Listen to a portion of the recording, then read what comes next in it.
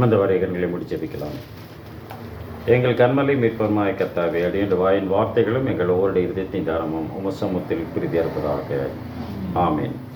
கிறிஸ்துக்குள் பிரியமாக அழைக்கப்பட்டிருக்கக்கூடிய சகோதர சகோதரிகள் யாவருக்கும் பிதாவாகிய யாவே கடவுளாலும் ஆண்டவராய் இயேசு கிறிஸ்துவினாலும் கிருபையும் சமாதானம் உண்டாவதாக என்ற வாழ்த்துக்களை இந்த நாளிலே கூறிக்கொண்டு, இந்த நாளிலும் கூட ராக்காலத்து மேய்ப்பர்கள் என்ற ஒரு தலைப்பை நாம் மையமாக எடுத்து, இந்த ராக்காலத்து மேய்ப்பர்கள் என்ற தலைப்பின் கீழாக லூக்கா 2ஆம் அதிகாரத்தில் மேய்ப்பர்களுக்கு கொடுக்கப்பட்ட தரிசனத்தை குறித்ததான ஒரு தியானத்தை இந்த நாளிலே நாம் கவனிக்கலாம். இது மத்தேயு எழுதின நற்செய்தி நூல் 11ஆம் அதிகாரம் 25ஆம் வசனத்தில் ஆண்டவராகிய இயேசு கிறிஸ்து தனது ஜெபத்தில் இவனமாக சொல்லுகிறார். அந்த சமயத்திலே இயேசு சொன்னது, பிதாவே வானத்துக்கும் பூமிக்கும் ஆண்டவரே, பிதாவே வானத்துக்கும் பூமிக்கும் ஆண்டவரே, இவைகளை ஞானிகளுக்கும் கல்விமான்களுக்கும் மறைத்து பாலகருக்கு வெளிப்படுத்தினபடியால் உம்மை ஸ்தோத்திரிக்கிறேன் என்கிறார். ஞானிகளுக்கு கல்விமான்களுக்கு மறைக்கப்பட்டது, பாலகருக்கு வெளிப்படுத்தப்பட்டது என்றுதான் அவர் பேசுகிறார். எனவே ஆண்டவராய் இயேசு கிறிஸ்து 2000 ஆண்டுகளுக்கு முன்பாக அவர் பிறந்த போது ஒரு நற்செய்தி முதலாக யாருக்கு கிடைத்தது என்று பார்த்தால், அது சாஸ்திரிகளுக்கு அல்ல, அது ராஜாக்களுக்கு அல்ல, அது சாதாரண நிலைமையில இருக்கக்கூடிய மேய்ப்பர்களுக்கு கொடுக்கப்பட்டது என்பதாக பார்க்கிறோம். அந்த மேய்ப்பர் என்று அழைக்கப்படுகிறவர்கள் ஒரு பின்தங்கிய நிலைமையில இருக்கக்கூடிய மக்கள் கூட்டமாக இருக்கிறார்கள். அவர்கள் அந்த பலி ஆடு குறித்ததான ஒரு வியாபாரம் செய்கிறவர்களாகவும் அந்த இடத்திலே காணப்படுகிறார்கள். பலி ஆலயத்தில் செலுத்தப்பட வேண்டும், ஆலயத்தில் பலி செலுத்தப்பட வேண்டும் என்று சொன்னால் அது பலியாடு தேவைப்படுகிறது. அந்த பலியாடு யார்கிட்ட இருக்கிறதுன்னு பார்த்தீங்கன்னா, அது இவர்களிடத்திலே தான் இருக்கிறது என்பதாக நம்ம பார்க்கிறோம். எனவே அவர்களிடத்திலே பலியை வாங்கி அவர்கள் செலுத்தக்கூடியவர்களாக இருக்கிறார்கள் நிறைந்த இஸ்ரேல் மக்கள் என்பதாக நம்ம பார்க்குறோம். அப்படின்னா இவங்க ஒருவேளை அது இஸ்ரேல் மக்களுடைய தொழிலாக யாக்கோபின் காலத்திலே மந்தை மேய்க்கக்கூடிய தொழில் என்று காணப்பட்டாலும், பிற்காலத்திலே அவர்கள் எல்லாம் என்ன பண்ணியிருக்காங்க, பலவிதமான காரியங்களில் வளர்ந்து வந்ததினால் இந்த மேய்ப்பர்கள் ராத்திரியிலே மந்தையை காத்து கொண்டிருக்கார்கள். ஒரு 4 கேள்வி அந்த இடத்துல நாம் கேட்கிறவர்களாக இருக்கிறோம். அங்கு யார் என்று கேட்டால் ஹூ அப்படின்னு கேட்டோம்னா, ஹூ, வேர், வென், வாட் அப்படின்னு 4 கேள்வி அந்த இடத்துல வைக்கிறோம். ஹூ அப்படின்னா யார், மேய்ப்பர்கள். வேர் அப்படிங்கிறோம், எங்கே அப்படின்னு கேட்டிங்கன்னா வயல்வெளியில். வாட் என்ன அப்படின்னு பார்க்கும்போது அது வென் அப்படின்னு பார்க்குறோம். வென்னா எப்போது, ராக்காலத்தில். அப்போ என்ன நடந்தது, வாட் அப்படின்னு கேட்டிங்கன்னா அவர்கள் மந்தையை காத்து கொண்டிருந்தார்கள் என்று 4 பதில்கள் அந்த இடத்துல வருகிறதாக பார்க்குறோம். மேய்ப்பர்கள் வயல்வெளியில், அவர்கள் ராக்காலத்தில் மந்தையை காத்து கொண்டிருந்தார்கள். இந்த 4 காரியங்களை தான் அந்த இடத்துல நாம் கவனித்து பார்க்கிறவர்களாக இருக்கிறோம் பிரியமானவர்களே. அதுதான் அந்த இடத்துல நம்மோடு கூட அவர் பேசுகிறார். அவர்கள் எந்த இடத்துல இருக்காருன்னா வயல்வெளியில் இருக்கிறார்கள். வயல்வெளி என்று சொன்னால் அது புல் உள்ள இடம். அந்த புல் என்பது யாருக்கு தேவைப்படுகிறன்னு பார்த்தீங்கன்னா, அது மந்தைக்கு தேவைப்படக்கூடியதாக இருக்கிறது என்பதாக பார்ப்போம். அதுதான் 23ஆம் சங்கீதத்தில் நான் வாசித்தோம். 23ஆம் அதிகாரம் 2ஆம் வசனத்தில் அவர் நம்மளை எப்படி நடத்துறான்னு சொல்றார். அந்த இடத்துல அவர் என்னை புல்லுள்ள இடங்களில் மேய்த்து அமர்ந்த தண்ணீர்கள் அண்டையில் என்னை கொண்டு போய் விடுகிறார். அவருடைய புல்லுள்ள இடங்களில் மேய்க்கிறார், அமர்ந்த தண்ணீர்கள் அண்டையில் என்னை கொண்டு போய் விடுகிறார். அப்படின்னா புல்லுள்ள இடங்களில் மேய்க்கிறார் அப்படிங்கிறார்.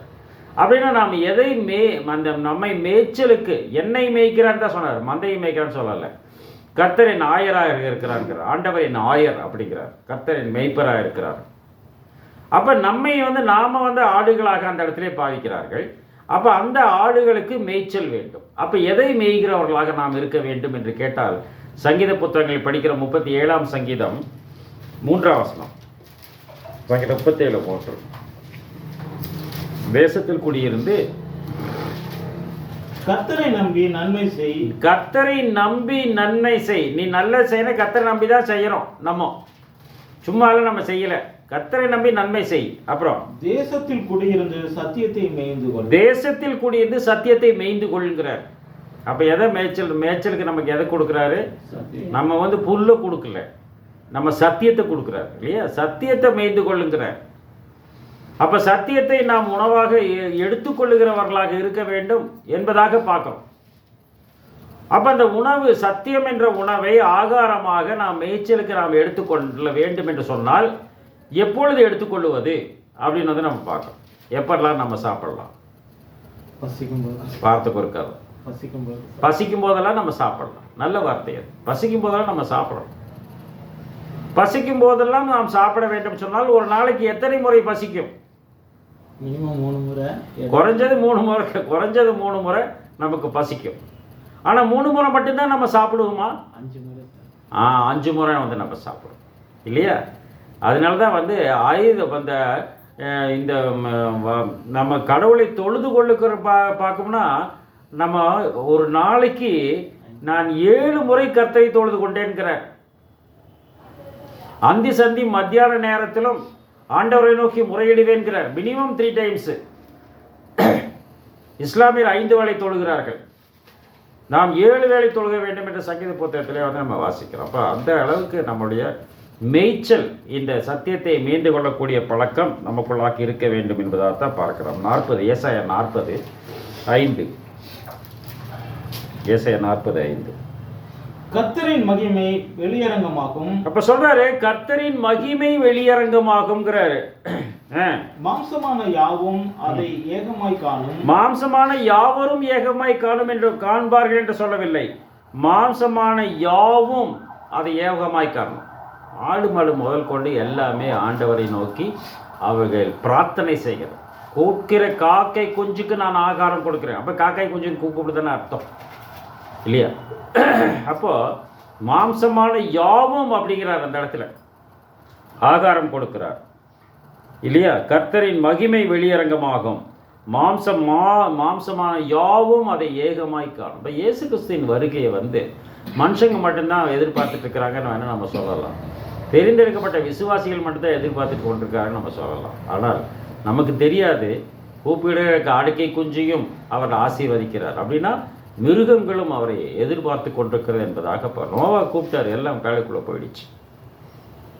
அது அழிவு, அது தெரியும். அதுக்கு தெரியாது, அதுக்கு தெரியும், நல்லா தெரியும். அதுக்கு அது ஹேபிட். அந்த ஹேபிட்டில் வந்து அது தெரிஞ்சுக்கும், அந்த பழக்கத்தில் தெரிஞ்சுக்கும்.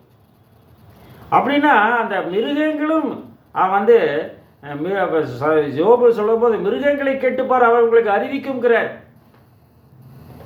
மச்சங்களை கேட்டுப்பாருங்கிறார். அப்படின்னா இது எல்லாமே வந்து நமக்கு அறிவுறுத்துகிறது என்பதை தான் வந்து நம்ம பார்க்குறோம். அப்படின்னா மந்தையின் மேய்ச்சலின் ஆடுகள். அப்போ நாம் வந்து அந்த சத்தத்தை கேட்கிறவர்களாக, சத்தியத்தை மேய்ந்து கொள்ளுகிறவர்களாக இருக்க வேண்டும் என்று அந்த இடத்துல வந்து நம்ம பார்க்குறோம். அடுத்த வசனம் படிங்க. 46. இன்னும் கூப்பிட்டு சொல் என்று ஒரு சத்தம் உண்டாயிற்று. என்னத்தை கூப்பிட்டு சொல்வேன் என்றேன். அதற்கு மாம்சம் எல்லாம் புல்லை போலவும் அதன் மேன்மை எல்லாம் வெளியின் பூவை போலவும் இருக்கிறது. மாம்சம் எல்லாம் புல்லை போல இருக்கிறதாம், அதனுடைய மகிமை எல்லாம் எப்படி இருக்குதாமா? வெளியின் பூவை போல் இருக்கிறது என்று பேசுகிறார். வெளியின் பூ என்று சொன்னால் வயல்வெளியின் பூ என்று நாம் வந்து எடுத்துக்கொள்ளுகிறவர்களாக இருக்கிறோம். வயல்வெளியின் பூவாக அவைகள் இருக்குதுங்கிறார். வனாந்தரத்தில் இருக்கக்கூடியவைகள் அப்படிங்கிறார். வனாந்தரத்தில் வந்து காடு, அந்த காட்டில் வளர்கிற புஷ்பங்களாக இருக்க வேண்டும் என்பதை தான் அந்த சொல்றார்.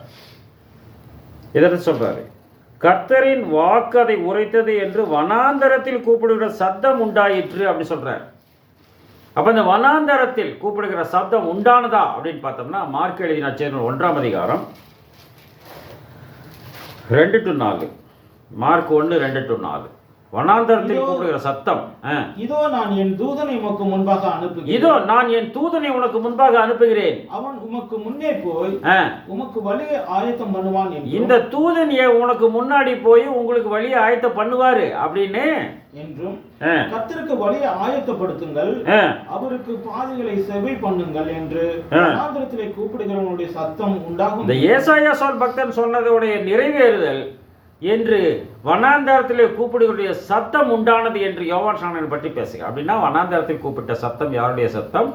யோவான் ஸ்நானகனுடைய சத்தம் அப்படின்னு நம்ம தெரிஞ்சுக்கோம். இது 2 ஏசாயா 40:5 அப்புறம் இது மார்க் 1:4 வச்சு நம்ம பார்க்கும்போது வனாந்தரத்தில் கூப்பிடுகிற சத்தம் உண்டானது போது வனாந்தரத்தில் கூப்பிட்ட சத்தம் அது ஆண்டவராகிய இயேசு கிறிஸ்துவின் சத்தம் யார் மூலமாக வந்ததுன்னு பார்த்தோம்னா யோவான் ஸ்நானகன் மூலமாக வந்தது அப்படின்னு தான் அந்த இடத்துல வந்து நம்ம பார்க்குறோம். அப்படின்னா அந்த மாம்சம் எல்லாம் புல்லை போல் இருக்கிறது, புல்லின் பூவை போல் இருக்கிறது, அதன் மகிமையெல்லாம் அப்படிங்கிற படிங்க. 1 பேதுரு 1ஆம் அதிகாரம் 24ஆம் வசனம். 1 பேதுரு 1:24. மாம்சம் எல்லாம் புல்லை போலவும், மாம்சம் எல்லாம் புல்லை, அத ஏசாயா சொன்னதை அப்படி ரிப்பீட் பண்றாரு பேதுரு ஆசிரியர். மாம்சம் எல்லாம் புல்லை போலவும் மனுஷனுடைய மகிமை எல்லாம் புல்லின் பூவை போல, மனுஷனுடைய மகிமை எல்லாம் புல்லின் பூவை போல் இருக்கிறது. புல் உதிர்ந்தது, புல் உதிர்ந்தது, பூ உதிர்ந்தது, புல் உலர்ந்தது, பூ உதிர்ந்தது, புல் உலர்ந்தது, பூ உதிர்ந்தது. அப்ப என்னாச்சு? அது அழிஞ்சு போச்சு. அப்படித்தானே? அப்படின்னா மனிதன் அழிந்து போகிறான், மனித மகிமையை அழிந்து போய் விடுகிறான். மனிதன் யார் என்று கேட்டால் அவன் யாருக்கு தெரியாது. ஒரு 3 தலைமுறை ஞாபகம் வச்சுக்குவாங்க, ஒரு 4 தலைமுறை ஞாபகம் வச்சுக்குவாங்க, ஒரு 5 தலைமுறை ஞாபகம் வச்சுக்குவாங்க. மகாத்மா காந்தி பிறந்த ஊரில் ஒரு மல்டிபிள் சாய்ஸ் கொஸ்டின் கேட்குறாங்க குழந்தைங்களுக்கு. காந்தி அப்படின்னு போட்டுட்டு அந்த மல்டிபிள் சாய்ஸில் வந்து தேசத்தந்தை, பேட்ரியாட், ஒரு இனிப்பு, ஒரு ஸ்வீட்டு, ஒரு மலர், இப்படின்னு பலவாறாக இருக்குது. எதை டிக் பண்ணுவாங்க? தேசப்பிதா, அதை டிக் பண்ணணும். நிறைய பிள்ளைங்க குழந்தைங்க அதுக்கு என்ன தெரியும்? டீச் பண்ணாதான் கண்டத்தை டீச் பண்ணாதானே தெரியும். அதுக்கு ஸ்வீட்டுன்னு டிக் அடிச்சிருக்குது. காந்தினா பூந்தின்னு நினச்சிச்சா நம்ம தெரியல. ஆமாம், அது ஸ்வீட்டு டிக் அடிக்குது. அப்போ என்ன அர்த்தம்? காந்தி பிறந்த ஊர்லேயே போர்பந்தர்லேயே காந்திங்கிற பேர் வந்து ஐடென்டிஃபிகேஷன் மாறிட்டு இருக்குது. ஒருவேளை நோட்டில் வேணா ஒரு போட்டோ இருக்கலாம். ஆனால் என்ன அது மறந்து போய் விடுகிறது. புல்லின் பூவை போல் ஒளிந்து போய் விடுகிறதுங்கிற கர்த்தருடைய மகிமை, மனுஷனுடைய மகிமை, கர்த்தருடைய மகிமை இருக்கும், அது பின்னாடி சொல்கிறார். இது ஒளிந்து போகும் என்பதைத்தான் அந்த இடத்துல வந்து சொல்கிறார். ஏசாயா 47 அந்த கர்த்தரின் ஆவி அதன் மேல் ஊதும் போது புல் உலர்ந்தது, புல் உலர்ந்து பூ உதிரும், ஜனமே புல். கர்த்தருடைய ஆவி அது மேல ஊதும் போது புல் உலர்ந்து பூ உதிரும், ஜனமே புல் அப்படிங்கிறார். அப்படின்னா புல்லுள்ள இடங்களில் மேய்த்துன்னு என்ன அர்த்தம்? ஜனங்கள் நிறைந்த இடத்திலே சத்தியத்தை மேய்ந்து கொள் என்று சொல்லுகிறார். புரியுதுங்களா உங்களுக்கு? இதுதான் சிம்பிள் கான்செப்ட் தான். படிச்ச இல்லையா? சங்கீதம் 23:2 நம்ம படித்தோம். புல்லுள்ள இடங்களில் மேய்க்கிறார், நம்ம மேய்க்கிறார். அப்படின்னா புல் என்றால் ஜனம், அந்த ஜனங்கள் நிறைந்த பகுதியிலே நம்ம மேய்க்கிறார். எதை மேய்ந்து கொள்ள வேண்டும்? சத்தியத்தை மேய்ந்து கொள்ள வேண்டும். அவங்க அப்படி இருக்காங்க, இவங்க இப்படி இருக்காங்க, அதை பற்றி இல்லை. சத்தியத்தை மேய்ந்து கொள்கிறவர்களாக இருக்க வேண்டும். கர்த்தருடைய ஆவி அது மீது ஊதும் போது புல் உலருகிறது என்று பேசுகிறார். அப்படின்னா கர்த்தரின் ஆவி என்னது அப்படின்னு அர்த்தது. பசுத்தாவி கர்த்தரின் ஆவி தான் அப்படின்னு நம்ம நினைக்கிறோம். ஆனால் புல் அந்த வார்த்தை வந்து உலர்த்துமா அப்படின்னு பார்த்தோம்னா அது எதுன்னு வந்து யாக்கோபு எழுதுகிறார் 1ஆம் அதிகாரம் 10-11 வசனங்கள். யாக்கோபு 1:10-11. ஐஸ்வர்யவான் தான் தாழ்த்தப்பட்டதை குறித்து மேன்மை பாராட்ட கடவன். ஐஸ்வர்யவான் தான் தாழ்த்தப்பட்டதை குறித்து மேன்மை பாராட்ட கடவன். ஏனெனில் அவன் புல்லின் பூவை போல் ஒளிந்து போவான். அவன் புல்லின் பூவை போல் ஒளிந்து போவான். எவ்வளவு பெரிய ஐஸ்வர்யம் இருந்தாலும் சரி, அவன் புல்லின் பூவை போல ஒளிந்து போவான், மகிமை அற்று போய்கிறது. சூரியன் கடும் வெயிலுடன் உதித்து, சூரியன் கடும் வெயிலுடன் உதித்து புல்லை உலர்த்தும் போது அதன் பூ உதிர்ந்து அதன் அழகான வடிவு அழிந்து போகும். அதான் கர்த்தரின் ஆவிங்கிறார். அதன் பூ உலர்ந்து அதன் அழகான வடிவம் வாடி போய் ஒன்றும் இல்லை. ஐஸ்வர்யவானும் அப்படியே தன் வழியில் அழிந்து போவான். ஒருவேளை ஐஸ்வர்யவான் கர்த்தரின் வழியில் இருந்தான், அவன் மகிமைப்படுவான் இல்லையா? கர்த்தரின் வழியில் தான் மகிமைப்படுவான். தன் வழியிலேயே நிலைத்திருந்தால் நெபுகாத் நேசருக்கு பெருமை வந்ததே, அதுபோல வந்தால் அவன் ஒளிந்து போய் விடுவான் என்று பேசுகிறார் என்பதாக பார்க்கணும். கர்த்தரின் சூரியன் கடும் வெயிலுடன் உதித்துங்கிறார். சூரியன் என்னது? நம்ம ஆண்டவராக இயேசு கிறிஸ்து இல்லையா? சங்கீதம் 84:11. சங்கீதம் 84:11. தேவனாகிய கர்த்தர் சூரியனும் கேடகமுமானவர் அப்படிங்கிற. தேவனாகிய கர்த்தர் சூரியனும் கேடகமுமானவர்கிறார். போதுங்க. அப்படின்னா அந்த தேவனாகிய கர்த்தர் யார் அப்படின்னு கேட்டீங்கன்னா 2 சாமுவேல் 23:4. 2 சாமுவேல் 23:4. அவர் காலையில் மந்தாரமாய் இல்லாமல் உதித்து, அவர் காலையில் மந்தாரம் இல்லாமல் உதிக்கிறாராம். மலைக்கு பிற்பாடு தன் காந்தியினால் புல்லை பூமியிலிருந்து முளைக்க பண்ணுகிற சூரியனுடைய விடியற்கால பார்த்தீங்களா, தன்னுடைய வெளிச்சத்தை, தன்னுடைய காந்தியினால், தன் வெளிச்சத்தினால் புல்லை பூமியிலிருந்து முளைக்கப்படுகிற விடியற் காலத்து வெளிச்சத்தை போல இருப்பாராம். அவர் அப்படி இருக்காருங்கிறார் இல்லையா? அவர் காலையில் மந்தாரம் இல்லாமல் உதித்துங்கிற, அப்ப காலையில் உதிக்கக்கூடிய சூரியன் அவர். தேவநாயகத்தை சூரியனும் கேடமானவர். காலையில் மந்தாரமாய் உதித்து, மந்தாரம் இல்லாமல் உதித்து, மழைக்கு பிற்பாடு, ஒரு மழை அடித்து உலகம் அழிஞ்சு போகுது, அதுக்கப்புறம் மந்தாரம் இல்லாமல் சூரியனாக உதிக்கிறார் நம்ம ஆண்டவராக இயேசு கிறிஸ்து. உதிக்கும் போது புல்லை பூமியிலிருந்து முளைக்கப்படுகிற சூரிய விடியற்காலத்து வெளிச்சத்தை போடுறோம். அந்த விடியற்கால வெளிச்சம் வரும்போது அந்த புல்லு பூமியிலிருந்து முளைக்கும். அப்படின்னா உயிர்த்தெழுதலை பற்றி பேசுகிறார் இல்லையா? புல்லுனா ஜலம் தானே, அப்போ உயிர்த்தெழுதை பற்றி பேசுகிறார். அப்படின்னு இந்த தேவனாகிய கர்த்தர் அவர் மந்தாரம் இல்லாமல் உதிக்கிறார் என்று சொல்லும்போது அது ஆண்டவராக இயேசு கிறிஸ்து தான் அப்படிங்கிறது இன்னொரு வசனத்தில் நம்ம கன்ஃபார்ம் பண்ணுறோம். ஓசியாவின் புத்தகம் 6ஆம் அதிகாரம் 2-3 வசனங்கள். ஓசியாவின் புத்தகம் 6ஆம் அதிகாரம் 2-3 வசனங்கள். 2 நாட்களுக்கு பின்பு அவர் நம்மை உயிர்ப்பிப்பார். 2 நாளைக்கு பின்பு தான் உயிர்ப்பிப்பார். அது கருமாதி அல்ல. 3ஆம் நாளிலே நம்மை எழுப்புவார். 2000 வருஷத்துக்கு அப்புறம், ஒரு நாள் 1000 வருஷம், 2 நாளைக்கு அப்புறம் உயிர்ப்பிப்பார்னா 2000 வருஷத்துக்கு அப்புறம் உயிர்ப்பிக்க போறாரு. 3ஆம் நாளில் நாம் அறிவடைந்து அப்பொழுது நாம் அவருடைய சமூகத்தில் பிழைத்திருப்போம். அப்பொழுது நாம் அந்த 3வது ஆயிரத்தில் நம்ம அவருடைய சமூகத்தில் நம்ம பிழைச்சிருப்போங்கிறார். அப்ப என்ன நடக்குது பாருங்க. அப்பொழுது நாம் அறிவடைந்து, அப்போது நாம் அறிவடைந்து, இப்போது குறைந்த அறிவுள்ளவர்கள், அப்போது நாம் பூர்ண அறிவடைந்து கர்த்தரை அடையும்படி தொடர்ந்து போவோம். அவரை அறியும்படி தொடர்ந்து போவோம். அவருடைய புறப்படுதல் எப்படி இருக்காமா? அருணோதயம் போல ஆயத்தமா இருக்குது. அப்படின்னா ஜீசஸ் தான் இல்லையா? சூரியன், அருணோதயம் என்ன அர்த்தம்? சூரிய உதயம் இல்லையா? அருண் என்ன அர்த்தம்? சூரியன் அர்த்தம். அருணோதயம் போல அவருடைய புறப்படுதல் ஆயத்தமா இருக்கிறதா. அது முன்மாதிரி போலவும் பின்மாதிரி போலவும் வருவாராம் அவர்.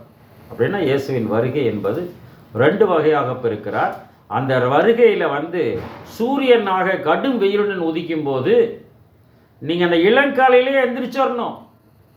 அதனால தான் அதிகாலை தேர்தலை கண்டறிகிறாரு. அந்த காலை இளங்காலையிலே 3 மணிலேருந்து 6 மணிக்குள்ள எந்திரிச்சிட்டோம்னா நம்ம இந்த சூரியனோட வெளிச்சம் நமக்கு கிடைக்கும், வெப்பம் கிடைக்காது. நம்ம 10 மணி 12 மணிக்கு எந்திரிச்சோம்னா அது கடும் வெயிலுடன் உதிக்கிறது.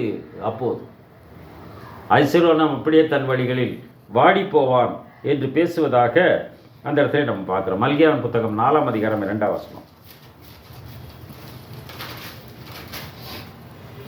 என் நாமத்திற்கு ஆனாலும் என் நாமத்திற்கு பயந்திருக்கிற உங்கள் மேல் நீதியின் சூரியனாக இயேசு கிறிஸ்து உதிப்பார்னு பார்க்கணும். கடவுளுடைய நாமத்தை நீங்கள் வெளியே புறப்பட்டு போய் கொளுத்து கன்றுகளைப் போல வளருங்க. அப்போ அந்த வெளிச்சம் நம்ம மேலே படும். வெளிச்சம் படும்போது நமக்கு வைட்டமின் டி கிடைக்கும். நம்ம நல்ல ஒரு வளர்ச்சி நமக்குள்ளாக கொடுப்பார் என்பதாக பார்க்குறோம். முதல்ல ஆடுனார், இப்போ மாடுனார். மந்தையை மேய்க்கிறவர்கள் மேய்ப்பர்கள் ஆட்டையும் மேய்ப்பார்கள், மாட்டையும் மேய்ப்பார்கள் இல்லையா? அப்போ நம்ம மாடுகளாகவும் இருக்கிறோம், ஆடுகளாகவும் இருக்கிறோம். கால்நடையாக நாம் செய்ததை கால்நடைன்னு சொல்லுவான். இயேசு கிறிஸ்து கால்நடையாக சுற்றி திரிந்தார். அதுபோல நாமும் அவரை பின்பற்றி செயல்படுகிறவர்களாக அந்த மேய்ப்பெண் பின்னாடி செல்லக்கூடிய மக்கள் கூட்டங்களாக நாம் இருக்க வேண்டும் என்று தான் பார்க்குறோம். 103ஆம் சங்கீதம் 14-17. 103 14-17.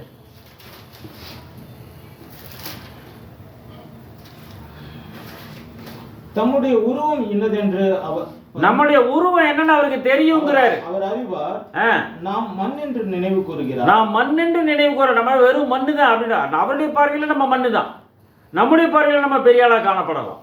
அவருடைய பார்வை நம்ம மண் என்று மண் என்று நினைவு கூறுகிறார். மனுஷனுடைய நாட்கள் புல்லுக்கு ஒப்பாக இருக்கிறது. மனுஷனுடைய நாட்கள் புல்லுக்கு ஒப்பாக இருக்கிறது.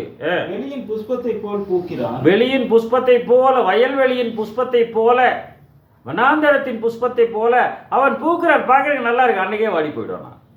காற்று அதன் மேல் வீசின உடனே அந்த காற்று கடும் வெயிலுடன் உதித்து, காற்று கர்த்தரின் ஆவி அது மீது ஊதும் போது, அந்த காற்று அதன் மீது வஞ்சக போதமாய் காற்றும் ஊதும் போது அது இல்லாமல் போயிற்று. அது இல்லை, போச்சு, ஒன்றுமில்லை.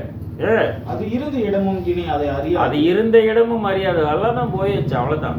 ரேஷன் கார்டு டெத் சர்டிஃபிகேட் ஒன்று தான் நிற்கும், இது எல்லாம் போயிடும். டெத் சர்டிஃபிகேட் ஒன்று தான் நிற்கும். அது எதை அந்த வாரிசுக்கு பிரிச்சுக்கிறதுக்கு அதுக்கு இதுக்கு சொத்து இருந்தால் சொத்து இருந்தால் அதெல்லாம் அதுக்கு தேவைப்படும். அதுக்கப்புறம் அதுவும் தேவைப்படும். அவன் இருந்த இடம் அதை அறியாது.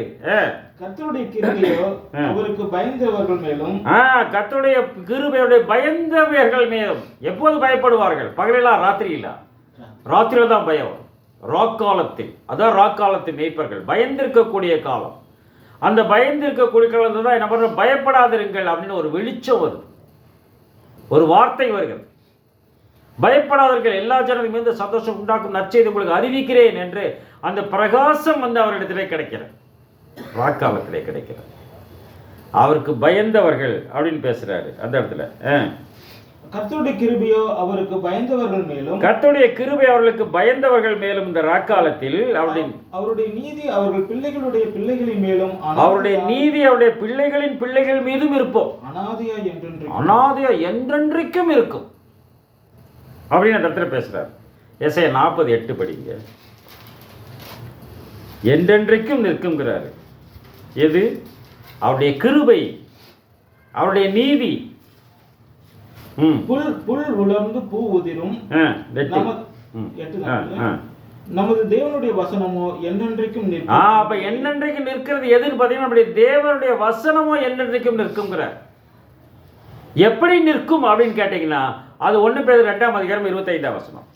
1 பேதுரு 1ஆம் அதிகாரம் 25ஆம் வசனம். மன்னிக்கவும், என்றென்றைக்கும் நிற்கும்னார், நிலைத்திருக்கும்னார். கர்த்தருடைய வசனமோ என்றென்றைக்கும் நிலைத்திருக்கும், உங்களுக்கு சுவிசேஷமாய் அறிவிக்கப்பட்டு வருகிற வசனம் இதுவே. நிற்கும், என்றென்றைக்கும் நிலைத்திருக்கும் கர்த்தருடைய வசனம். உங்களுக்கு நற்செய்தி அறிவிக்குதான், உங்களுக்கு நற்செய்தியாக அறிவிக்கப்பட்ட வருகிறது அப்படின்னு வந்து அந்த சொல்றார். அப்படி இந்த ராக்காலம், இந்த ராக்காலத்தில் அவர்கள் மந்தையை காத்து கொண்டிருக்கிறார்கள். நாமும் மந்தையை காத்து கொண்டிருக்கிறவர்களாக இருக்க வேண்டும் இல்லையா? ராக்காலத்தில் நாம் தூங்குகிறவர்களாக இருக்கிறோமா, மந்தையை காத்து கொண்டிருக்கிறவர்களாக இருக்கிறோமா என்றுதான் நாம் சிந்திக்க கடமைப்பட்டவர்களாக இருக்கிறோம் பிரியமானவர்களே. இந்த இடத்துல அதுதான் வந்து நம்மளோட கூட பேசுகிறார். அப்படின்னா எங்கேன்னு கேட்டால் அது வயல்வெளி, எக்காலம்னா அது ராக்காலம். என்ன செய்து கொண்டிருந்தார்களோ, மந்தையை காத்து கொண்டிருக்கிறார்கள், விழித்து கொண்டு காத்து கொண்டிருக்கிறார்கள். அப்படி இந்த ராக்காலத்தில் என்ன நடக்குதுன்னு பார்த்தீங்கன்னா அவங்க சுற்றி அந்த வெளிச்சம் வருது என்று பேசுகிறார். லூக்கா நற்செய்தியில் 2ஆம் அதிகாரம் 9ஆம் வசனம். அவ்வேளையில் கர்த்தருடைய தூதன் அவர்களிடத்தில் வந்து நின்று, அந்த மேய்ப்பர் இடத்திலே கர்த்தருடைய தூதன் இந்த ராக்காலத்திலே வந்து நின்று கர்த்தருடைய மகிமை அவர்கள் சுற்றிலும் பிரகாசி, கர்த்தருடைய மகிமை அவர்கள் சுற்றிலுமாக பிரகாசிக்கும் இல்லை? கர்த்தருடைய மகிமை என்றென்றைக்கும் நிற்கும், அவருடைய வசனம் என்றென்றைக்கும் நிற்கும். அந்த வார்த்தை நற்செய்தி, உங்களுக்கு நற்செய்தி அறிவிக்கப்பட்டு வருகிற வசனம் இதுதான். அது வந்து நிற்கிது. யார் மூலமாக தான்? தூதன் மூலமாக வருது. தேவ தூதர்கள் மூலமாக இந்த வார்த்தை கொடுக்கப்பட்டிருக்கிறது. இந்த வார்த்தை தேவ தூதர்கள் மூலமாக நம்மிடத்திலே வருகிறது. அதுதான் இந்த இடத்துல வந்து என்ன பண்ணுறாரு, நம்மோடு கூட. அப்படின்னு இது எந்த காலம் போது இது கிரியை செய்யக்கூடாத ராக்காலமாக இருக்கிறது என்று பேசுகிறார். யோவா எழுதிய நற்செய்தியில் 9ஆம் அதிகாரம் 4ஆம் வசனம். பகற்காலம் இருக்கும் மட்டும் நான் என்னை அனுப்பின கிரியை செய்ய வேண்டும். பகற்காலம் மட்டும் நான் என்னை அனுப்பினவருடைய கிரியை செய்ய வேண்டும். பகற்காலம் இருக்கிற வரைக்கும் நான் என்னை அனுப்புற கிரியை செய்யணும். பகற்காலம் போயிடுச்சு, ஒருவரும் கிரியை செய்யக்கூடாத ராக்காலம் வருகிறது. ஒருவரும் கிரியை செய்யக்கூடாது. இப்போ நைட்ல எல்லாம் வேலை செய்கிறாங்க, ஒருவரும் கிரியை செய்யக்கூடாத ராக்காலம் நம்ம சொல்லலாம் கிடையாது. கரண்ட் இல்லைன்னு வையுங்க, எல்லா கம்பெனி என்ன ஆகும்? ஐடி கம்பெனி அது இதெல்லாம் ராத்திரியில் பயங்கரமாக வேலை செய்கிறாங்க, பவர் இல்லை, என்னாகும்? ஸ்தம்பிச்சு போயிடும். அது கொஞ்ச நேரம் தான் வேலை செய்யும். ஒரு பந்து 10 நாள் யாரோ தலைவர் இறந்துட்டாங்க, 10 நாள் பிரச்சனை, எல்லாம் சாத்திட்டாங்க, ஜென்செட்டும் வேலை செய்யாது, பெட்ரோலும் கிடையாது. ஏன்னா ராஜீவ்காந்தி இறந்தப்போ நாங்கள் ஊட்டியிலேருந்து வந்துட்டோம். நாங்கள் ட்ரெயின் வந்துச்சு, ட்ரெயின் விட்டாங்க, அங்கேருந்து ஏறி நாங்கள் மேட்டுப்பாளையம் வந்துட்டோம், மேட்டுப்பாளையத்தில் இருந்து இந்த அந்த இது நீலகிரி எக்ஸ்பிரஸ் ஏறி வடகோவையில் இறங்கிட்டோம். நாங்கள் எப்படி கோவைப்புதூர் போகிறது? சாப்பாடு இல்லை. அப்போ என் ஃப்ரெண்டோட கல்யாணம் பெரிய குஜராத் சமாஜில் பக்கம் தானே, நடந்து போய்ட்டு நல்ல திருப்தியாக சாப்பாடு. அங்கே நல்லா கறி சாப்பிட்டு வந்தோம் குன்னூரில். இங்கே வந்து நைட்டை திருப்தியாக சாப்பிட்டாச்சு. இனி கோயம்புத்தூர் போகணும். எப்போ யாராவது ட்ராப் பண்ணுங்கம்னா பெட்ரோல் இல்லைங்கிறாங்க. 2 வீலர் வச்சுருக்குறாங்க, பெட்ரோல் இல்லைங்கிறாங்க. அப்போ ஒரே ஒரு சகோதரர் மட்டும் என்ன சொன்னார், இந்நேரத்துக்கு வேண்டாம், நைட்டில் ஏதோ பிரச்சனை பண்ணிட்டாங்கன்னு என்ன பண்ணுறது, நீ வீட்டுக்கு வா, எங்கள் வீட்டில் தூங்கி வச்சு காலையில் போய்க்கலான்னு சொல்லி எங்கள் அண்ணனையும் கூட்டிகிட்டு போய் அவங்க வீட்டில் பாவம், அவங்க வீட்டில் 15 பேர் இருக்கிறாங்க, கூட்டு குடும்பம். அங்கே போய் ஒரு ஓரத்தில் திண்ணையில் படுக்க வச்சு அப்புறம் காலையில் 5 மணிக்கு எடுத்துச்சு அவரை கொண்டு போய் கோயம்புத்தூர் பெரியவில் கூப்பிட்டு வந்துட்டார். அங்கேருந்து 4 கிலோமீட்டர் நடந்து போயிட்டோம். அப்போ என்ன அது உங்களுக்கு ஸ்தம்பிச்சு போகிறது. அதனால தான் சொல்ல ஒருவரும் கிரியை செய்யக்கூடாது, ராக்காலம் வருகிறது என்று ஆண்டவராக இயேசு கிறிஸ்து அங்கே பேசுவதை அந்த இடத்துல பார்க்குறோம். அதுதான் பயந்திருக்கக்கூடிய காலம் இல்லையா? பயப்படாதிருங்கள். அப்போ தான் அந்த இடத்துல வர்றாரு. அவர் சொல்லும்போது என்ன பண்ணுறாரு, மகிமை பிரகாசித்த தேவன தூதன் அவர்களை நோக்கி பயப்படாதிருங்கள், இதோ எல்லா ஜனத்துக்கு மிகுந்த சத்தம் உண்டாக்க நற்செய்தி உங்களுக்கு அறிவிக்கிறேன். பயப்படாதிருங்கள். இப்போ பயந்து இருக்கக்கூடிய காலம். எப்படி நாம் பயப்பட வேண்டும்? சங்கீதம் 2:11.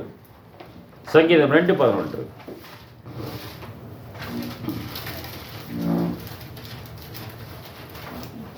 பயத்துடனே கர்த்தரை சேவியுங்கள், நடுக்கத்துடனே களி கூறுங்கள். பயத்துடனே கர்த்தரை செய்யுங்கள். பயத்துடனே கர்த்தரை செய்யுங்கள். ஐயோ நடுக்கிட்டு கர்த்தரே அப்படியா? பயத்துடனே கர்த்தரை செய்யுங்கள், நடுக்கத்துடனே களி கூறுங்கள். அதுக்கு விளக்க சொல்றாரு ஏசாயா சொல்றாரு 66:2 மற்றும் 5. ஏசாயா 66:2 மற்றும் 5. என்னுடைய கரம் இவைகளை எல்லாம்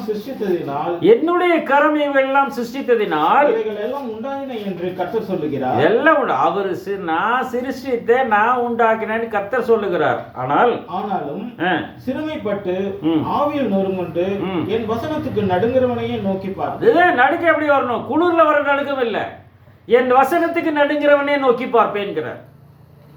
வசனம் வாசிக்கணும், வாசிச்சா நம்மளுக்கு நடுக்க வரணும். ஐயோ கர்த்தர் இப்படி சொல்லியிருக்கிறாரா, நம்ம கண்டிப்பாக அதை செய்யணும் இல்லையா? வசனத்துக்கு நடுங்கிறவனே நான் நோக்கி பார்ப்பேன். 5ஆம் வசனம் முற்பகுதி. கர்த்தருடைய வசனத்துக்கு நடுங்கிறவர்களே அவருடைய வார்த்தையை கேளுங்கள். அவருடைய வார்த்தையை கேளுங்கள். வசனத்துக்கு நடுங்கிறோம், வார்த்தையை கேளுங்கள்ங்கிறார். வார்த்தை என்பது வேறு, வசனம் என்பது வேறா அல்லது ஒன்றா? 2 ஒன்று தான். அப்போ வசனத்துக்கு நடுங்கிற வார்த்தையை கேளுங்கிறாரு, என்ன அர்த்தம்? படிங்க 19:13.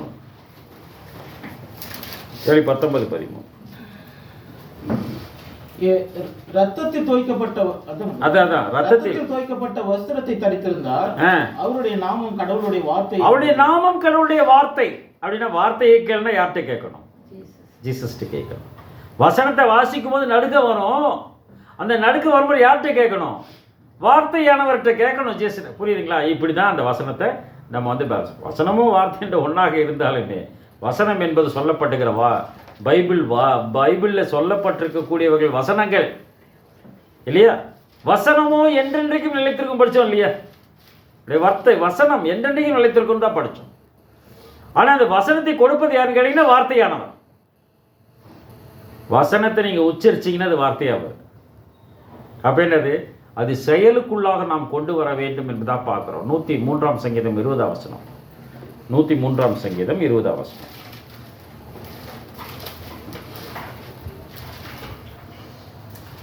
கர்த்தருடைய வார்த்தையை கேட்டு அவர் ஜீசஸ் கேட்டு அப்படிதானே? கர்த்தருடைய வார்த்தையை கேட்டு அவருடைய வசனத்தின்படி செய்கிற பலத்த சௌரியவான்களாகிய தூதர்களே அவரை துதியுங்கள். அவர் தூதர் ரேஞ்சு கொண்டு போயிட்டாருங்க. நீங்க வசனத்தை சொல்லிட்டீங்கன்னா வசனத்தின்படி செய்கிற பலத்த சௌரியவான்களை தூதர்கிட்டார். இப்போ நம்ம இந்த கோயிலுக்கெல்லாம் போறாங்க இல்லையா? இந்த கோயிலுக்கு போறவங்க ஒரு கலர் ட்ரெஸ் போட்டுக்குவாங்க. ஒரு கலர் ட்ரெஸ் அவங்க அந்த தெய்வத்துக்கு தகுந்த மாதிரி கலர் ட்ரெஸ் போட்டுக்கிறாங்க. அவங்கள என்னன்னு கூப்பிடுவாங்க? சாமின்னு கூப்பிடுறாங்க. அப்போ என்ன அர்த்தம்? அந்த ட்ரெஸ்ஸுக்கு மதிப்பு அங்கே கொடுக்குறாங்க. சாமியாரையும் சாமி, இப்போ கேத்தலிக் ஃபாதர்ஸ் இருக்கிறாங்க, அவங்களே என்ன கொடுக்குறாங்க, அவங்களே சாமி தான் அப்படின்னு. அந்த கலர் ட்ரெஸ் வந்து அந்த வஸ்திரம் அவர்களை தூதர் ரேஞ்சுக்கு மாற்றுது, கடவுள் ரேஞ்சுக்கு மாற்றுது. புரியுங்களா? அப்படி தான் நம்முடைய வாழ்க்கையும் இருக்கணுங்கிறது. அதனால தான் சொல்கிறாரு, அந்த வார்த்தையின்படி நம்முடைய வாழ்க்கை தரத்தை அமைத்துக்கொள்ள வேண்டும் அப்படிங்கிறத அந்த இடத்துல பேசுகிறார். அப்போது ராக்காலத்தில் நாம் பயந்திருக்கக்கூடிய காலம், மேய்ப்பர்கள் பயந்திருக்கக்கூடிய காலம், தூதர் தரிசனம் கிடைத்தது. அந்த பயந்திருக்கக்கூடிய காலத்திலே வசனத்தை வாசிக்கிறவர்களாக, சிற்றொளியில் வாசிக்கிறவர்களாக, அது வாசிக்கும் போது நமக்கு ஒரு பேரொளி நம்முடைய உள்ளத்திலே பிரகாசிக்கும் சொல்றார். எந்த பேரொளிக்கும் போது? யோவான் 9ஆம் அதிகாரம் 5ஆம் வசனம். யோவான் 9ஆம் அதிகாரம் 5ஆம் வசனம். நான் உலகத்தில் இருக்கையில் உலகத்திற்கு ஒளியாக இருக்கிறேன். இயேசு கிறிஸ்து உலகத்தில் இருக்கிறார். உலகத்தில் இருக்கும்போது உலகத்திற்கு ஒளியாக இருக்கிறார். புரியுதுங்களா? அதுதான் சொல்றார் அவரு. இதுல மத்தேயு 4ஆம் அதிகாரம் 15ஆம் வசனத்துல இயேசு செபுலோன் நப்தலி நாடுகளின் வழியாக கடற்கரை அருகில் அப்படியே போறாரு. போகும்போது என்ன பேசுறாரு பாருங்க. 15. இருளில் இருக்கும் ஜனங்கள் பெரிய வெளிச்சத்தை கண்டார்கள். இருளில் இருக்கும் ஜனங்கள் பெரிய வெளிச்சத்தை கண்டார்கள். மரண இருளின் திசையில் இருக்கிறவர்களுக்கு வெளிச்சம் உதித்தது. மரண இருளின் திசையில் இருக்கிறவர்களுக்கு வெளிச்சம் உதித்தது. இருள் இருக்கிற ஜனங்கள் பெரிய வெளிச்சத்தை கண்டார்கள்னா என்ன அர்த்தம்? ராத்திரில தூங்கிட்டு இருக்கிறவங்க அல்ல. அதிகாலையில் அந்தி கருக்கலில் அந்த இருட்டிலே முழித்திருக்கிற வெளிச்சம் உதிக்கிறது. வெளிச்சம் உதிக்கணும்னா வெளிச்சம் உதிச்சிருச்சு இல்லையா? வெளிச்சம் உதித்தது. அப்ப ஆண்டவராகிய இயேசு கிறிஸ்துவின் பிரசன்னம் வெளிச்சமாக அந்த இடத்துல வருகிறது என்பதைத்தான் அந்த இடத்துல நம்மோடு கூட வார்த்தையாக பேசுகிறார் அவர். இருள் இருக்கிற ஜனங்கள் பெரிய வெளிச்சத்தை கண்டார். மரணையிலின் திசையில் இருக்கிறவர்களுக்கு வெளிச்சம் உறுதித்ததுங்கிறார். இது ஏசாய பக்தன் சொன்னதுதான் ஜீசஸ் ரிப்பீட் பண்றாரு. ஏசாய பக்தர் கொஞ்சம் மாற்றி சொல்றதை அந்த இடத்துல படிக்கிறோம். 9ஆம் அதிகாரம் 2ஆம் வசனம். ஏசாயா 9:1-2. ஏசாயா 9:1-2. அந்த வசனம் அப்படியே 14-15 அப்படி சொல்றாரு. ஆகிலும் அவர் செபுலோன் நாட்டையும் நப்தலி நாட்டையும் இணக்கமாய் ஈனப்படுத்தின முந்தின காலத்தில் இருந்தது போல. அப்ப செபுலோன் அப்தலி நாடு, புறஜாதியோடைய கலிலேயா, இதெல்லாம் இடுக்கமா ஈனப்படுத்தின காலங்கள் இருந்தது போல இருண்டிருப்பதில்லை. அது இருண்டிருப்பதில்லை அப்படின்னா ஒரு காலம் உண்டு. அந்த காலத்தில் செபுலோன் நப்தலி நாடுகள் இருந்தவர்கள் இடுக்கமா ஈனப்படுத்தினார்கள். இது எல்லா ஊர்ல இருக்கிறது தான். அந்த மாதிரி இருக்காது. ஏன்? ஏசுநாத உச்சிட்டாரு. ஏனென்றால் அவர் கடற்கரை அருகிலும் அவர் கடற்கரை அருகிலும் யோர்தான் நதி ஓரத்திலும் இல்ல புறஜாதியருடைய கலிலேயாவாகிய அத்தேசத்தை பிற்காலத்திலே மகிமைப்படுத்தும். புறஜாதியுடைய கலிலேயாவாக அந்த தேசத்தை பிற்காலத்திலே மகிமைப்படும். இருளில் இருக்கிற ஜனங்கள், இடுக்கமான, இங்க என்ன சொல்லிட்டாரு? அங்க இருள் இருக்கிற ஜனங்கள், இங்கன்றாரு இருளில் நடக்கிற ஜனங்கள் என்ன பண்றாரு? பெரிய வெளிச்சத்தை கண்டார்கள். மரண இருளின் தேசத்தில் குடியிருக்கிறவர்கள் மேலும் வெளிச்சம், மரண இருளின் தேசத்தின் மேல் குடியிருக்கிற மேல் வெளிச்சம் உதித்தது. இருளில் நடக்க வேண்டும் அப்படின்னு நம்ம உட்கார்ந்துட்டு கூடாது. நம்ம காலையில் எந்திரிக்கிறோம், ஒரு 3 மணிக்கு எந்திரிக்கிறோம், பைபிள் படிச்சுட்டு இருக்கிறோம், ஒரு 5 மணி வரைக்கும் நம்ம பைபிள் படிக்கிறோம். படிச்சுட்டே அப்படி லைட்டாக பண்ணி தூங்கிட்டோன்னு வையுங்க, வெளிச்சம் நமக்கு கிடச்சிருக்காது. ஒருவேளை பைபிளில் இருக்கிற வசனம் நமக்கு கிடச்சிருக்கும், நீங்கள் கொஞ்சம் வெளியே வந்து ரிலாக்ஸாக நடந்தீங்கன்னு வையுங்க, அப்போ இந்த சூரிய வெளிச்சம் நம்ம மீது படுகிறது. இருளில் நடக்கிறவர்களாக இருக்க வேண்டும். வாழ்க்கையில் நாம் வந்து அதை அபியாசிக்கிறவர்களாக இருக்க வேண்டும். அப்போ தான் அந்த வெளிச்சம் வந்து நம் மீது பிரகாசிக்கும் அப்படின்னு அந்த இடத்துல நம்மோடு கூட அவர் பேசுகிறார் என்பதை தெளிவாக நாம் பார்க்கிறவர்களாக இருக்கிறோம் பிரியமானவர்களே. இப்படியாக இந்த வெளிச்சம் அது கிடைக்கிறது என்பது பார்க்கும். இந்த வெளிச்சம் யாருக்கு கிடைச்சிச்சு பார்த்தீங்கன்னா அந்த மேய்ப்பர்களுக்கு கிடைத்தது. கிடைத்த உடனே அவங்க என்ன பண்ணியிருக்கணும் அப்படின்னு வந்து நம்ம பார்க்குறோம். இப்போ ஒரு 2 மணி 3 மணிக்கு வந்து தேவதன் சொல்லிட்டார். சொன்ன உடனே நம்ம என்ன பண்ணோம்? நம்ம சொல்கிறோம், நமக்கு ஒரு அறிவிப்பு வருது, 2 மணிக்கு ஒரு வருது, இந்த மாதிரி ஒருத்தர் இறந்து போயிட்டாங்க அப்படின்னு சொல்கிறாங்க. உடனே நம்ம என்ன பண்ணுவோம்? டிஸ்டன்ஸ் எல்லாம் கால்குலேட் பண்ணி நம்ம நேரத்தில் போகலான்னு தான் தோணுமே தவிர உடனே கிளம்பலான்னு தோணாது. ஒரு 3 மணிக்கு கிளம்பலாம், ஒரு 4 மணிக்கு கிளம்புனா போதும். நம்ம டிஸ்டன்ஸ் கேல்குலேட் பண்ணுறோம், பிரதர்ஸ் நம்ம டிஸ்டன்ஸ் கேல்குலேட் பண்ணுறோம். 2 மணிக்கு மெசேஜ் வந்துச்சு, இங்கேருந்து அந்த இடத்துக்கு போகிறதுக்கு எப்படி ஒரு 5 கிலோமீட்டர் ஆகும். 5 கிலோமீட்டர் இப்போவே போகணுமா என்ன? ஏன் அப்படி சொல்கிறோம் நம்ம? இன்னும் கொஞ்சம் நேரம் கை முடக்கி கொண்டு நித்திரை செய்யட்டும் என்பாயோ இல்லை, இன்னும் கொஞ்சம் தூங்கட்டும், இன்னும் கொஞ்சம் நித்திரை செய்யட்டும், இன்னும் கொஞ்சம் கை முடக்கி கொண்டு நித்திரை செய்யட்டும் என்பாயோ தரித்திர வழிபோக்களை போல உன் வறுமை ஆயுதம் அணிந்த போல வரும். நம்ம கால்குலேஷன் பண்ணுறோம். அப்போ இந்த மேய்ப்பர்கள் என்ன பண்ணியிருக்கணும்? நடு ராத்திரியிலே வந்து அவர்களுக்கு மேய்ப்பர்களுக்கு கிடைத்தது இந்த நற்செய்தி கிடைச்சது. காலையிலேருந்து கொடுக்குறாங்க, போய் நீங்கள் போய் மண்ணெண்ணெய் கிணறு கொண்டு போய் இப்போவே வச்சா தான் கரெக்டாக இருக்கும். இல்லை லைனில் போய் நின்று துண்டு கிண்டு போட்டு வந்தால் தான் இப்போ வேட்டி துண்டு கிடைக்கும். அப்படியே நைட்டு போகிறேன். நைட்டு கிடச்ச உடனே அவங்க என்ன பண்ணுறாங்க பாருங்க. லூக்கா 2ஆம் அதிகாரம் 15 படிங்க. தேவதூதர்கள் அவர்களை விட்டு பரலோகத்துக்கு போன பின்பு, தேவதூதர்கள் பரலோகத்தை விட்டு பரலோகத்துக்கு போனதுக்கு அப்புறம் இவங்க அப்பா கொஞ்சம் தூங்கிச்சு, காலையில் போப்பா அப்படி எவனா சொன்னானா? எவனும் சொல்லலை. இவங்க என்ன பண்ணிட்டாங்க?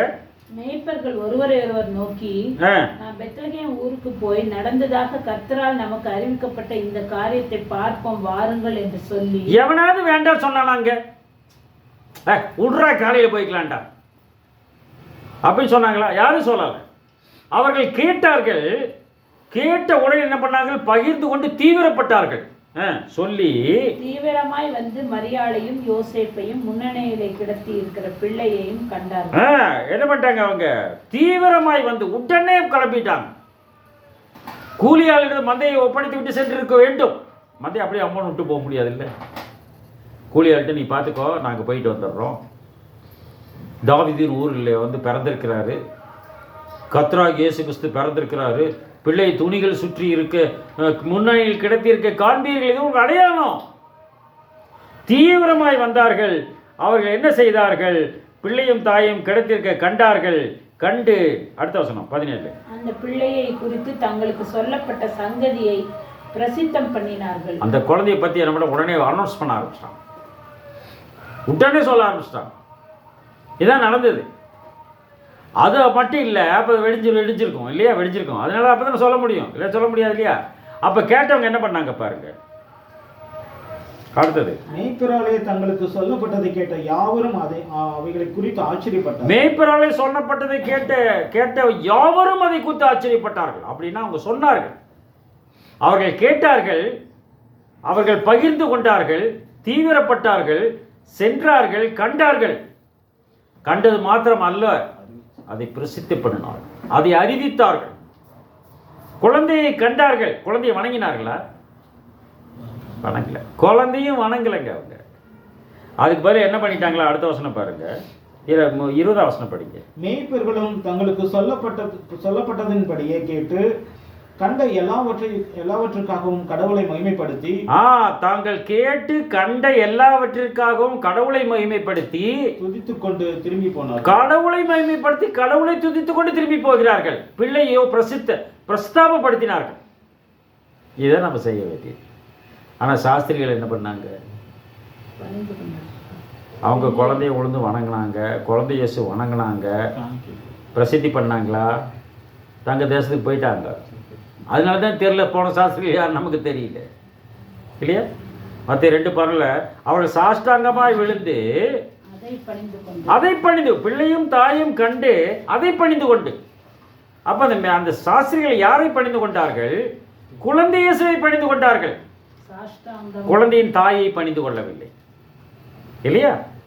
ஆனால் மேய்ப்பர் என்ன செய்தார்கள்? அவர்கள் குழந்தையும் பணிந்து கொள்ளவில்லை, தாயும் பணிந்து கொள்ளவில்லை. ஆனால் கண்ட செய்தியை இயேசுவை குறித்து பிரஸ்தாபப்படுத்தினார்கள். கேட்டவர்கள் ஆச்சரியப்பட்டார்கள். இது நம்ம செய்கிறோமா? அதற்காக கடவுளை மகிமைப்படுத்தி துதித்து கொண்டு சென்றார்கள் என்று பேசுகிறார். புரியுதுங்களா? எனவே ராக்காலத்து மேய்ப்பர்களுக்கும் மத்திய 2ஆம் அதிகாரத்துக்கும் லூக்கா 2ஆம் அதிகாரத்துக்கும் ஒரு வித்தியாசம் இருக்குது.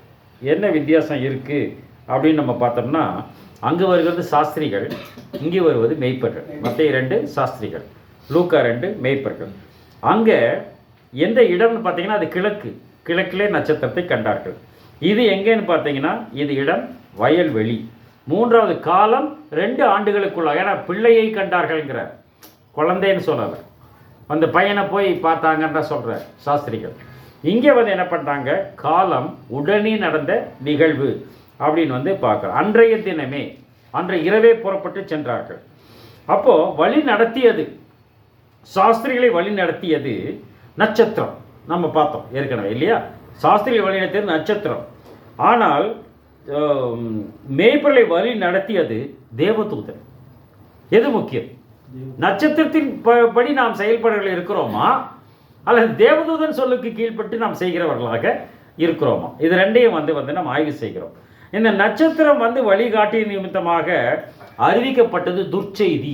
இயேசுவின் பிறப்பில் அறிவிக்கப்பட்டது துர்ச்செய்தி. ராமாவிலே புலம்பலும் கசப்பான அழுகையுமாக கூக்குரல் கேட்கப்பட்டது, அது துர்ச்செய்தி. படிக்கிறோம் அந்த வசனத்தில். ஆனால் இங்கே அறிவிக்கப்பட்டது நற்செய்தி. மேய்ப்பரால் அறிவிக்கப்பட்டது நற்செய்தி. அந்த துர்ச்செய்தியின் மூலமாக நடந்த நிகழ்வு அப்படின்னு பார்த்தோம்னா ஏரோது கலக்கம், நகரத்தார் கலக்கம், வஞ்சக சூழ்ச்சி, ஏரோதின் வஞ்சக சூழ்ச்சி, தேவனால் எச்சரிப்பு பெறுகிறார்கள் சாஸ்திரிகள், வேறு மார்க்கமாக செல்லுகிறார்கள், பெற்றோர் ஓடுகிறார்கள் எகிப்திற்கு, நகரத்தில் மிகுந்த ஓலம். இந்த 7 நிகழ்வுகள் அந்த இடத்துல நிகழ்ந்தது. ஏரோது கலக்கம், நகரத்தார் கலக்கம், ஏரோதின் வஞ்சக சூழ்ச்சி, தேவதூதனால் எச்சரிப்பு, வேறு மார்க்கமாய் செல்லுகிறார்கள் சாஸ்திரிகள், பெற்றோர்கள் எகிப்துக்கு ஓடி போகிறார்கள், நகரத்தாரில் ஓலம் ஏற்படுகிறது. இது துர்ச்செய்தி.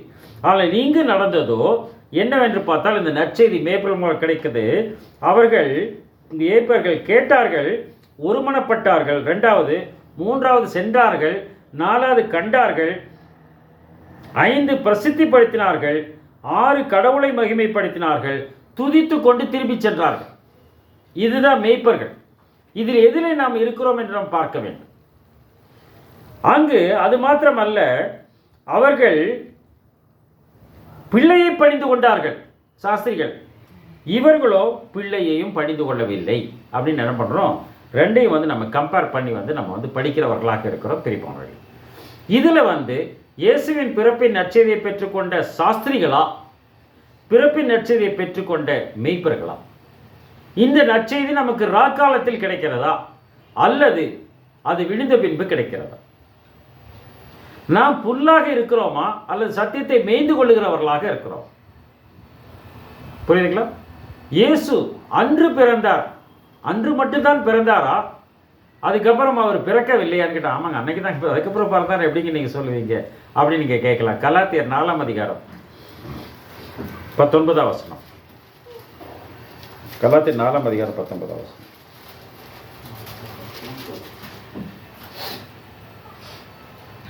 என் சிறு பிள்ளைகளே, என் சிறு பிள்ளைகளே, கிறிஸ்து உங்களிடத்தில் உருவாகும் அளவும், கிறிஸ்து உங்களிடத்தில் உருவாகும் அளவும் உங்களுக்காக மறுபடியும் நான் உங்களுக்காக மறுபடியும் கர்ப்ப வேதனைப்படுறேன். கிறிஸ்து உங்களுக்குள்ள உருவாகணும் பவுல் சொல்றார். அப்ப கிறிஸ்து நமக்குள்ளாக உருவாகி இருக்கிறாரா? அதே பவுல் எழுதுகிறார் கொரிந்தியர் 1 கொரிந்தியர் 4ஆம் அதிகாரம் 15ஆம் வசனம்.